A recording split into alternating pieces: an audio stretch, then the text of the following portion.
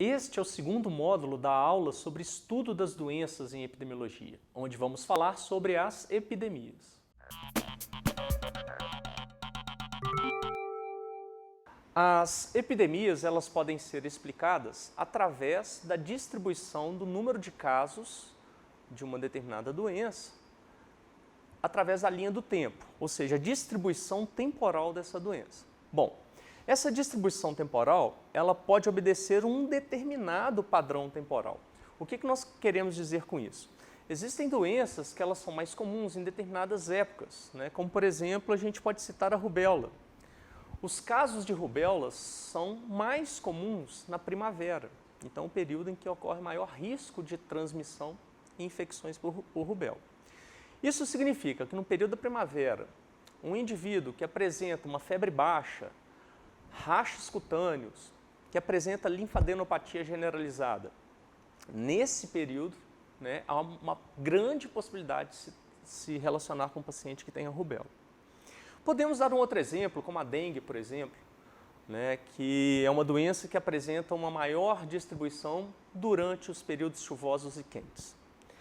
A avaliação da doença através de uma distribuição temporal, ela permite nós fazermos uma avaliação, né, do fluxo dessa doença, né, do desenvolvimento dessa doença após uma intervenção, né. Um exemplo muito interessante que a gente pode verificar, né, da importância de se acompanhar uma doença através da sua evolução temporal é a evolução da poliomielite no mundo, né? A poliomielite já foi um problema muito sério de saúde e hoje já não é mais. E como que a gente observou isso? Muito bem. Se nós observarmos esse gráfico aqui, esse gráfico ele traz a incidência de poliomielite no Brasil no período de 1968 até 2017. Se a gente pegar os dados de 1968 até 1980, nós percebemos através das colunas azuis uma incidência de poliomielite relativamente grande na população brasileira.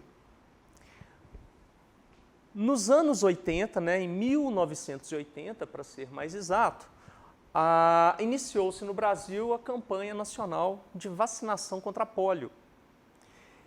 Logo no ano seguinte, se vocês observarem, em 1981, já ocorreu uma diminuição muito grande da incidência da doença, né? Então, claramente nós observamos que a intervenção realizada, que foi a vacinação em massa da população brasileira, surtiu um efeito extremamente benéfico, né, extremamente positivo do ponto de vista epidemiológico, que foi a diminuição marcante do número de casos de doença. Houveram algumas oscilações, epidemia no Nordeste, falaremos disso um pouco mais à frente, até chegar no ano de 1990. Em 1990 foi o último caso registrado de poliomielite no Brasil, né? E nós estamos há 28 anos, né, com incidência zero, portanto, no Brasil, 28 indo para 29 anos. Em 1994, a poliomielite ela foi erradicada completamente em todo o continente americano.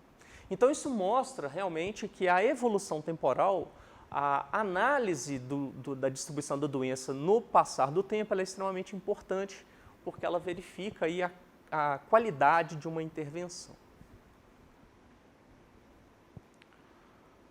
Muito bem, mas como que acontecem essas avaliações com o passar do tempo de uma doença?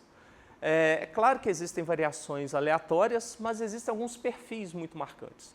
E aí a gente tem 4 tipos de evolução temporal das doenças. A primeira delas é uma tendência histórica ou secular, as variações cíclicas, variações sazonais e ainda as variações irregulares. Muito bem. Quando nós falamos de tendência histórica, variações cíclicas e variações sazonais, tratam-se de variações regulares. Então, nesse caso, são situações em que, ano a ano, período a período, frequentemente essas doenças são observadas na comunidade ou naquela população. Isso significa que essas doenças fazem parte da realidade daquela comunidade. Quando uma doença apresenta uma variação regular, ou seja, o número de casos de uma doença num período de tempo varia de maneira pequena, a gente chama isso de endemia. Agora, se a quantidade de casos de uma doença numa determinada comunidade ou numa população aumenta além do esperado, isso é uma variação irregular, isso deixa de ser uma endemia. Nesse caso, nós vamos chamar de epidemias. Então, a diferença importante que vocês devem lembrar é que os processos endêmicos são processos em que aquelas doenças apresentam variações regulares no passar do tempo. Já as epidemias, elas são caracterizadas por apresentarem um aumento marcante do número de casos acima do esperado num período de tempo determinado.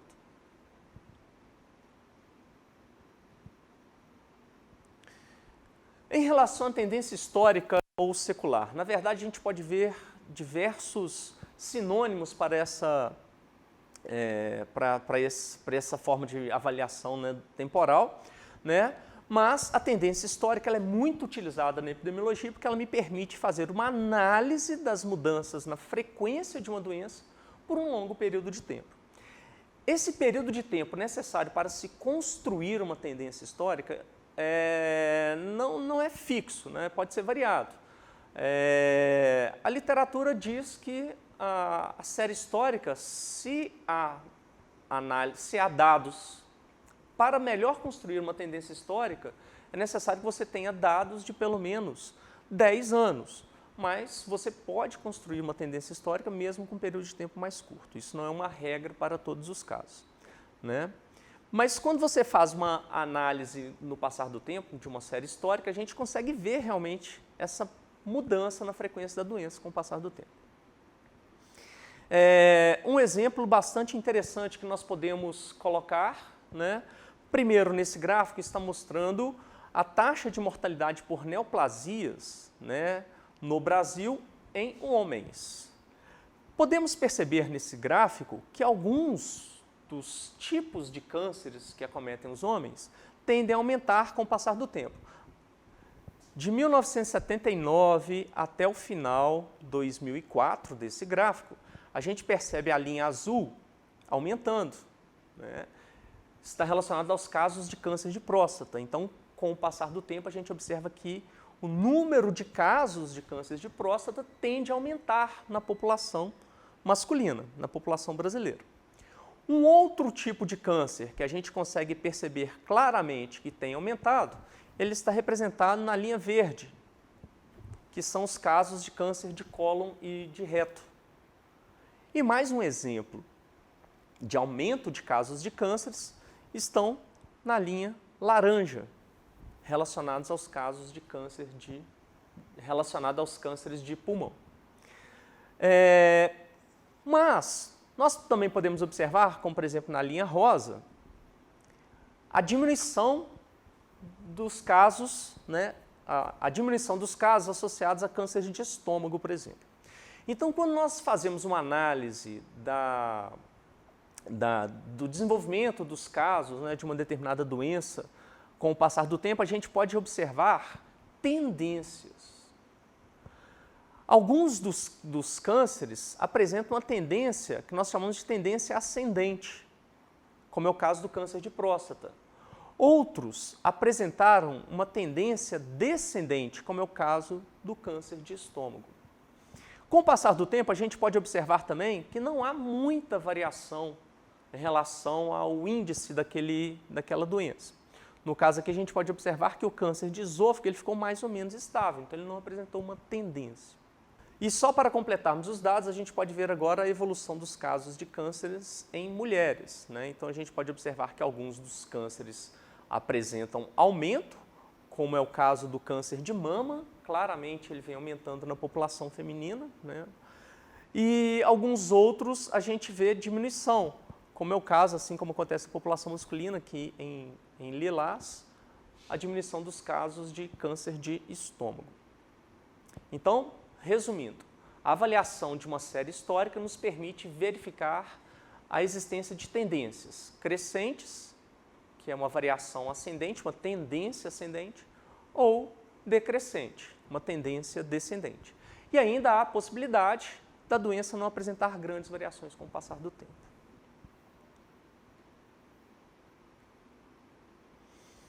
Existem ainda as variações cíclicas. Variação cíclica, a frequência da doença segue um padrão de flutuação mais ou menos constante com o passar do tempo. O melhor exemplo de variação cíclica que nós podemos ter é em relação a casos de sarampo, num período histórico aqui de 1960 a 1993.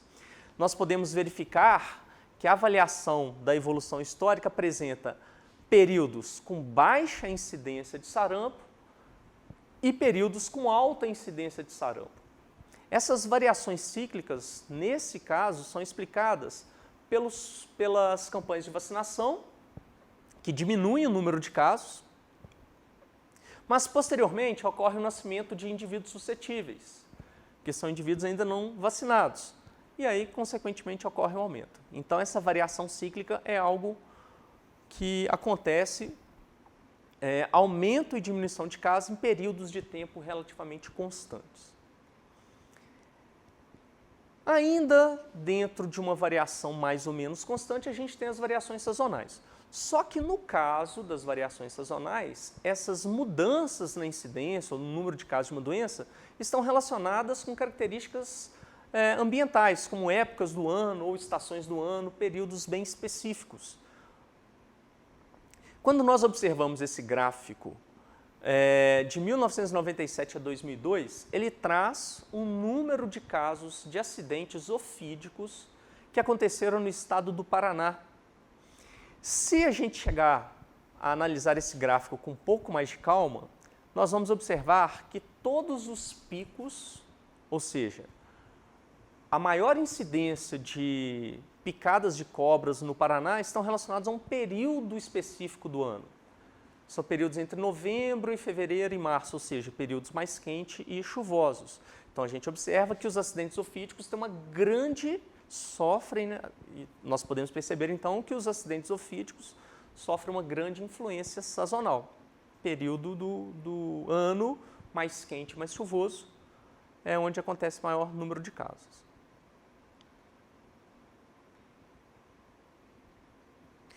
No entanto, algumas doenças podem apresentar o que nós chamamos de variações irregulares. As variações irregulares é o que nós chamamos de epidemias. Muito bem.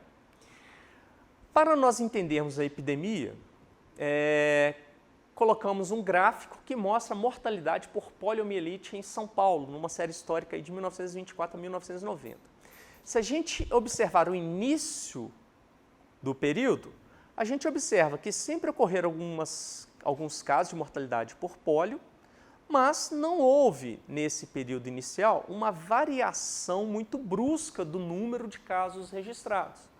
Então, esse período inicial do gráfico mostra uma variação endêmica.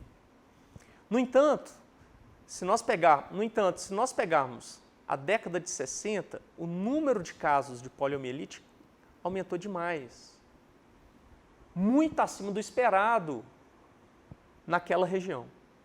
Então, nós podemos dizer que ocorreu um período epidêmico nesse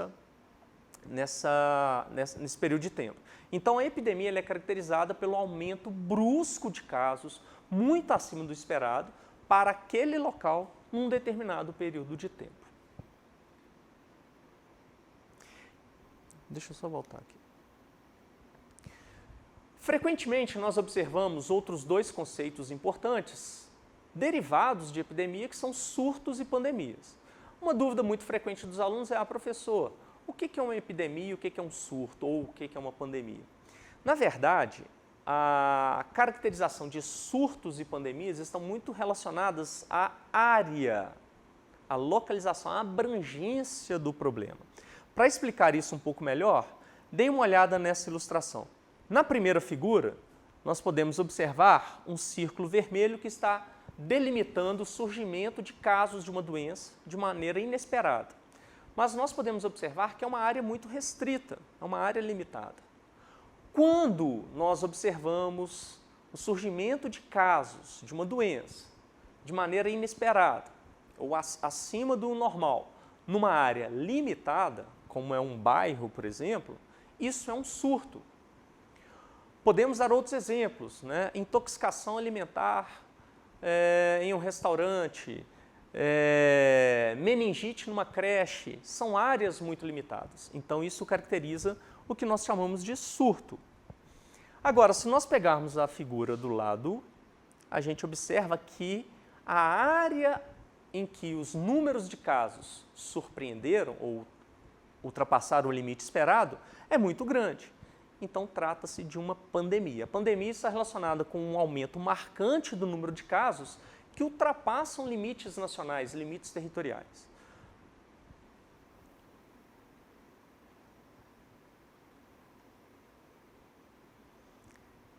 Muito bem, mas como que nós vamos fazer para caracterizar realmente uma epidemia? A epidemia ela é melhor caracterizada, né, numericamente através de um diagrama, né, chamado diagrama de controle, que nós já até mostramos alguns para vocês. O diagrama de controle mais usado é o chamado diagrama de Shewhart, que demonstra claramente, através de uma figura, essa variação inesperada do número de casos. E como que se constrói um diagrama de controle? Na verdade, esse diagrama de controle ele deve pegar dados de uma série histórica, né? Como eu disse para vocês, o ideal é que sejam dados de pelo menos 10 anos, mas se não houver dados para isso, ela pode ser feita com uma quantidade menor de dados. Mas, o que nós observamos nessa figura? Nós temos na linha azul, delimitando o que nós chamamos de limite inferior, ou seja, o número de casos que acontecem numa determinada região, pelo menos são representados na linha azul.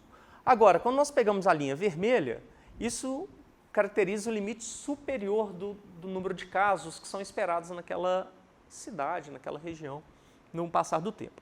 Então, na verdade, se uma doença apresenta, com o passar do tempo, um índice entre linhas azul e vermelha, nós podemos observar claramente que o número de casos está dentro do esperado.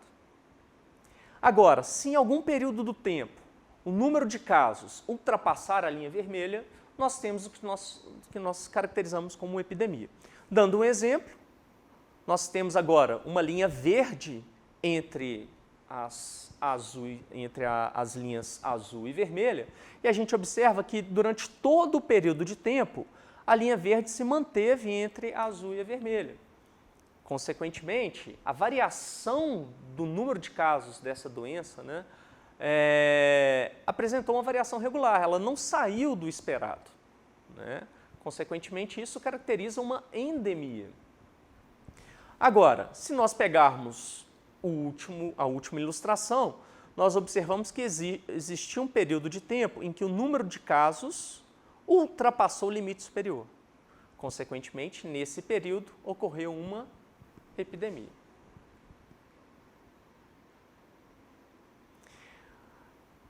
Apenas para deixar, né, bem sedimentado para vocês a caracterização espacial da doença. Lembrem que a diferenciação entre epidemia e surto está relacionado com a abrangência territorial, assim como as pandemias. Juliano, mas qual que é a diferença entre falar que ocorreu um surto ou ocorreu uma epidemia? Do ponto de vista de tomada de decisão epidemiológica. Na verdade, o surto é muito importante de ser caracterizado porque, como a área ela é muito restrita, a gente considera que a fonte de infecção é a mesma para todos aqueles casos. Conceitualmente, surto é a existência de 2 ou mais casos de uma doença de maneira inesperada numa determinada área, né? Então é importante porque se você tem uma fonte só de infecção ou de problema, é mais fácil a tomada de decisão.